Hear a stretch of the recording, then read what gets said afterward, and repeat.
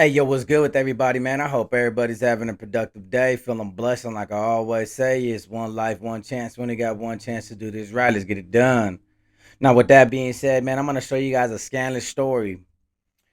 Condolences to everybody that passed away and their families for me talking about it. But I'm just going to show how gang members operate and how they do each other dirty, even their own homies. How when gang members make mistakes, they cover it up by throwing their homies under the bus. This story is just about the gang politics and the gang wars that take place in Los Angeles and Orange County. I'm about to expose and embarrass a lot of people in this video.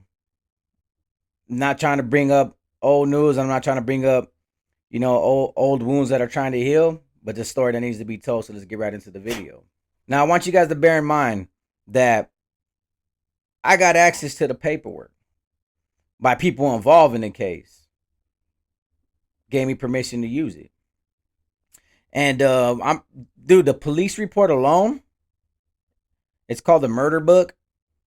928 pages that I had to go through. And even then, the story is just very, very complicated to put together. So I'm going to generalize it for you guys because there's a bigger aspect that I want to point out. So in Westlake, on 4th of July, a couple years ago, there was some murder case that took place. 3 people died that day. I know one of the individuals happened to be Duno's homeboy Malt from MIH. That was one of the victims. Not sure if that's a tagging crew. Another individual was Sykes, the man named Junior. He was from Rockwood. And the mother of his unborn child, April, she also died that day. So 3 people died because DI 13 in West LA, 3rd and Union, they decided to go when these guys were throwing a house party and go shoot it up and just murder people. Now, sources tell me on the streets that it was over this tagging that you're going to see across the screen as part of the evidence. They were tagging DIAK, just being disrespectful to one another. Gang rivalries that date back who knows when. Gang members that want to kill gang members for the dumbest reasons, like a simple tagging on the wall that's going to get painted over one day. And DF13 decided to go retaliate. So there's a lot of suspects that got involved because some vehicles were used, some vehicles were seen at the crime. And there was so much. So there was people that got arrested that were really even part of the case because they weren't the shooters. The shooters are identified as Willie, Casper, Shyboy, and another individual. And these gang members allegedly, even though a lot of them already been convicted, I'm going to use the word allegedly in accordance to the paperwork and what I read online. There's so much surveillance footage showing the shooting, the vehicles that they used. They went up to this party, this house party at night, and started shooting on behalf of DF13 in West LA. And went after Rockwood gang members. And the saddest part about this story to me is, I seen the autopsy reports in this paperwork. And dude, you know how it has like a drawing of a person and it shows which each victim got shot at and where they were hit. So that's why I'm saying I don't like this story on the basis that the angle that I'm doing it, these gang members killed 3 people regardless. Most importantly, they killed a woman who was pregnant at the time. A baby that deserved to be here but got caught up because the mom got caught up with people that were caught up in the gang life. But it happens like that. That's the sad truth and the sad reality. Gus Chicken, same thing. Gang members got caught. DL13 gang members shooting and killing people from Rockwood. And these happened simultaneously. They were all part of the same investigation. So now you got DL13 gang members bragging about, talking about, and boasting about murdering Rockwood gang members. All this stemming from graffiti and just some street rivalry. So as I'm reading into this paperwork, right, a lot of people got caught up, including the gang leaders of DF13. You got Boxer and you got Teardrop. You got 2 gang members who are highly decorated in their gang. They also get caught up for different charges. So they're all trying to figure out who's the gang leader, who were the suspects, who were the shootings. But y'all are familiar with the Perkins operations, right? Cops set up cops to be informants and pose as gang members. I don't know how you guys fall for that, but I've never seen it done in Tulare County though. Or maybe I have, I'm not sure. So cops are going in trying to retrieve as much as information as possible, and they bust Shy Boy, one of the shooters. And if you read his Perkins, they bring up a lot of names, and he says a lot of names are there. Now, he doesn't clearly incriminate them by saying, hey, they were shooting. He says, hey, I was shooting so much, I really didn't know what they were doing. But he kind of puts them at the scene of the crime in the paperwork when they ask him about Chucky, when they ask him about Casper, when they ask him about certain individuals. And the cool part about this paperwork is that his big homie from his hood that got busted with some, I think some ammunition or grenade and some pistols or something like that. It was something along those lines, because there's pictures of some Glocks and some dope and Pringles cans and everything else. His gang leader gets busted. They describe him in the Perkins operation as the Asian one. And through this whole time, Shy Boy's under the assumption that that fool talked to the detective so much, and certain information is tracing back to Shy Boy, where he's actually accusing in his Perkins operation that his big homie might be snitching and they better not see him. And he's telling this cop who he thinks is a gang member, hey, bro, if you see him in the pod, you know what time it is, bro. If I see that fool in the pod with me, that motherfucker got it. You know what I mean? Sorry for my vulgar language. That's just what was stated in the paperwork. So if you read the Perkins like I did, and it was 177 pages I had to read to see whether or not this fool was telling her he's going down on good terms. I'll get to that point. So I read the dialogue, and yes, I can honestly say he didn't specifically say, hey, I was blasting at these Rockwood gang members and these fools were blasting too. But he does mention that they were there. Kind of mentions them, puts them at the scene of the crime. But I'm pretty sure with all the surveillance footage that they had and through the investigations, they had more than enough evidence than his simple statement of placing them at the scene of the crime to arrest everybody, because they arrested everybody that was involved. Nobody got away. And in accordance to that paperwork, I know the gang world. Some people might say, hey, he ain't telling. A lot of people might say he is telling. Some people might say he's dry snitching because he put him at the scene of the crime. He just didn't say they were pulling triggers. Okay? The gang world operates different. Either it's going to be based on facts or it's going to be based on favoritism. But the reason why I'm pointing this out is because their gang leader that got arrested and was implicated in all this stuff but wasn't charged for nothing.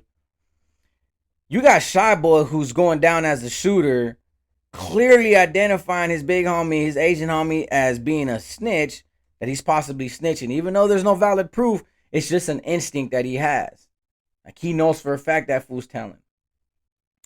So when you really dig into the paperwork deeper, you notice that it shows everybody that made a statement. There's a dude in there, can't remember his name. I'm showing you his picture. Yeah, he told on the whole gang. I'm showing you the trial briefings. He testified. A lot of people testified in this case against their own gang. That's what happens. That's what the gang culture looks like. Gang members want to be gang members till they're in that courtroom and they're like, I don't want to be gang members no more. And they're telling their own homies to get a lighter sentence. That's what gang members do. Let's try not to forget about that aspect about gang members. I went to prison, took 15 years, 2 strikes, and I did the whole thing. Never threw anybody under the bus. But everybody hates me for the way I talk and for me being present online. But you got gang members who are active gang members who would tell for a lighter sentence to go home. There's no loyalty in those streets. And there's no meaning to a gang showing up to a party or a chicken's restaurant or chicken's barbecue and gunning people down because they didn't like that they got their hood tagged out. It's a stupid hood. It's actually a tagging crew that turned into a Southsider hood that don't mean nothing. That don't mean nothing at all. And you guys went to that length, to that degree, to even kill the unborn baby. So everybody in that case is pathetic, if you ask me. All the shooters that were involved in it. Even if they didn't know she was pregnant, you're going to be held accountable and disgraced and embarrassed for your consequences that you have to face. An unborn baby. But it gets even deeper than that. So while this dude, Shy Boy, goes to county I keep looking up his name, and then I find out he loses his life at the hands of his own homeboys, his own Southsider homies, Sureños. They do a removal to stab him multiple times on multiple occasions. Very unfortunate for the families that love this kid, knew this kid. He did bad. He was getting convicted for doing something bad, but like I said, nobody wants to see their loved ones get murdered in jail. Nobody does. I know that for a fact.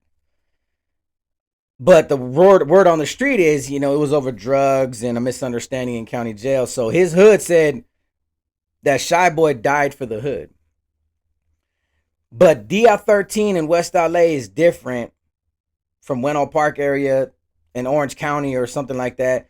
All I know is this: Orange County DI-13 and LA's DI-13, they're divided right now because of this paperwork. Now, I'm not going to be the one to post all the paperwork. Nah, I'll let them do their own digging. If they want to be responsible for the killing each other, that's on them. But here's the scandalous part. Like, Shy Boy, to me, when his Perkins didn't tell. Just because, to me, he was like trading a war story with another gang member. That's all it was. The Perkins operations, I think, is foul because they purposely do it to incriminate people instead of following protocol and procedures to really bust people. Like, you got evidence, you got detective skills, you can do it that way, but you want to get somebody to talk. But that's the stupidity of gang members. They love to talk about what they did. To me, it sounds like he was telling a war story, but he really didn't incriminate nobody. But the one thing that he did do was blame his homeboy. He was making some strong accusations about his big homie that he was telling, right? The same homie that's running his hood, the same dude that's running his hood right now for DF13. Boxer, Teardrop, those guys. So it shows everybody making a statement, but when you see their gang leader that was incarcerated and arrested but let off on different charges or let go, didn't face no charges, but he was kind of part of all of this. He has a 49-minute interview with the cops, but his statement is redacted. And if you put it together like I did, reading all this paperwork, Shy Boy is basically calling this dude, like telling the confidential informant, the cop, hey, man, I think the homie's snitching, bro. He's been gone for a while, and he never came back. Never came back. It's in the paperwork, in the Perkins operation, that his big homie never came back. And it clearly stipulates there was a 49-minute conversation. I think that's why things are being covered up, and this paperwork is not being allowed to be circulated amongst that gang. That's why that gang is divided, because half that gang knows about the paperwork, wants the paperwork, and knows there's more to the story. Well, the other half is defending Shy Boy, saying Shy Boy went down for the hood, this, and this, and that. Because somebody tried to tell me they think the reason why Shy Boy got hit in LA County Jail was because of the Perkins. And I'm like, I kind of doubt it. I mean, gang members are scandalous. They can easily interpret it. I told you guys that. But to me, I could just say the paperwork doesn't make... He ain't snitching on nothing. He just telling a war story, bragging. He's just bragging to the wrong person that got him caught up for it.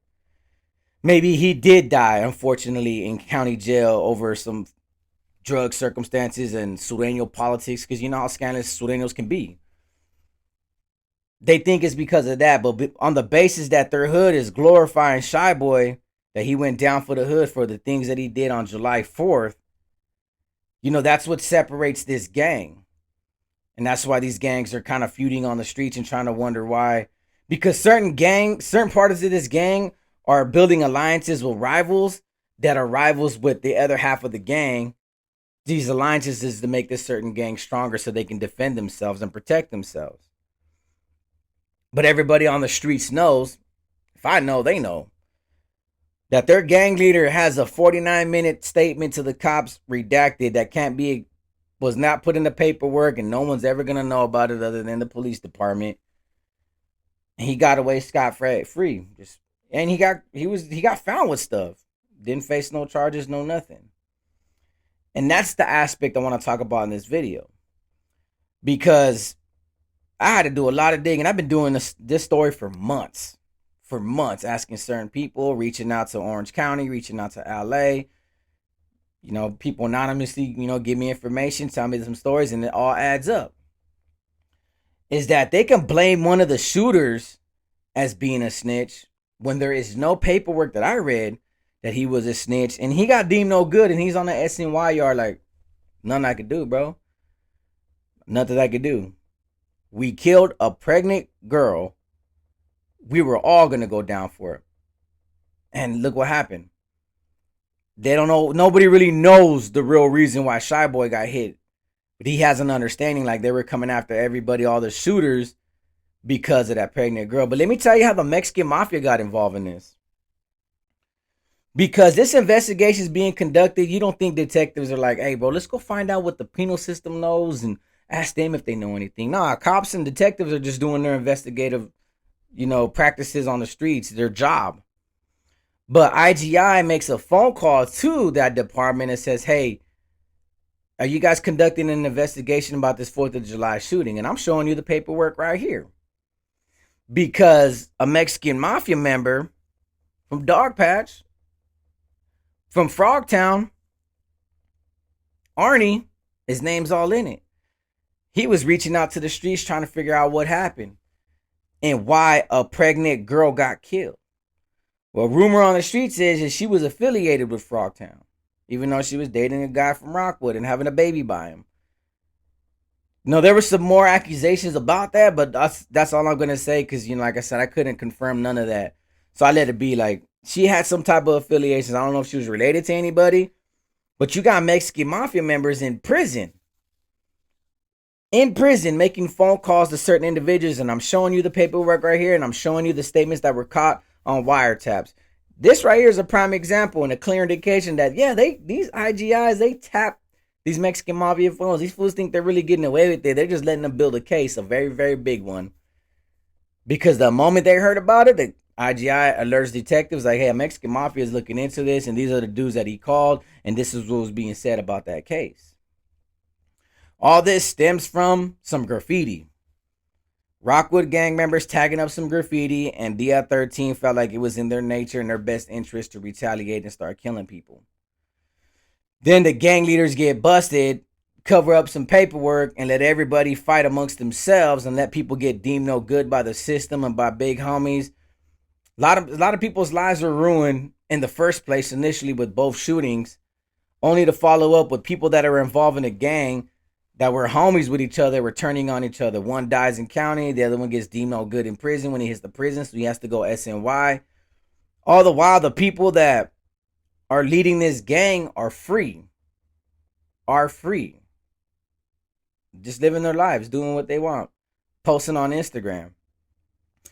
And the only aspect I want to point out is these gang leaders let certain homies die in county jail, and the only thing they could do is like, man, he died for the hood, homie. Nah, man, you got your homie caught up. When you guys instigated the situation to make your homies go retaliate on Dogwood over a tagging, and 3 people got killed that shouldn't have got killed because of you guys' stupidity of wanting to gangbang the hardest. And then a baby dies, so that's on your guys' conscience. That makes your hood look bad, and I'm here to make your hood look bad. Then your homie dies in county jail, and like, what do you guys do about it? There's nothing you can do about it other than to praise him. It's messed up. You put him in a predicament that put him in county jail that got him killed in the first place. And then everybody that's caught up in this case is pointing fingers at each other. One of your homeboys tells on everybody, and you guys are the ones free as the gang leaders. And being the gang leaders, why is it that your paperwork's redacted but everybody else's is in there? A 49-minute conversation that you don't want to surface to light. And those are the aspects I wanted to point out in this video. That's what the gang culture looks like. You guys call yourself a gang. You guys call yourself brothers. You guys say you're there for each other. You're down for each other. You're putting work for each other. You retaliate for each other. But self-interest is a very powerful thing in this gang world too. Gang members will watch you die, watch you get set up, watch you get snitched on, watch you go SNY, watch you get deemed no good if it means saving themselves so they can be on good terms and in control on the streets. As long as their reputation stays the same and all these dirty deeds don't come to light, they don't really have nothing to worry about. And they're definitely not going to worry about the next man that they call a homie from their barrio. It's crazy information, right? Now, trust me when I tell you I could have went all in a hell of a lot more in accordance to the paperwork, in accordance to the Perkins, in accordance to the pictures. I could have went deep with this video if I really wanted to. But I spent enough time just trying to figure it out and wondering what happened And I said the best way I'm gonna do it is put this together just to show people how the gang culture is scandalous. I'm not trying to get people hit. I don't want to see this gang kill each other over dumb stuff. They're gonna do it to themselves anyways. But I felt like shaking the tree a little bit. I felt like, sending a message to those gang leaders like, if I can find out and it was that easy, a lot of people a lot of other people are gonna find out if they did the due diligence like I did. You want to continue to be scandalous and do your people dirty because you guys want to be gang leaders, karma comes back around, it comes back to you. A lot of people fell and lost their lives or got incarcerated for the rest of their lives or told and are labeled snitches and no good because of your leadership. When your leadership ain't perfect. If I know, other people can know. So I wanted to send that message to those guys out there. So with that being said, like I always say, it's one life, one chance. When they got one chance to do this right, let's get it done. Peace.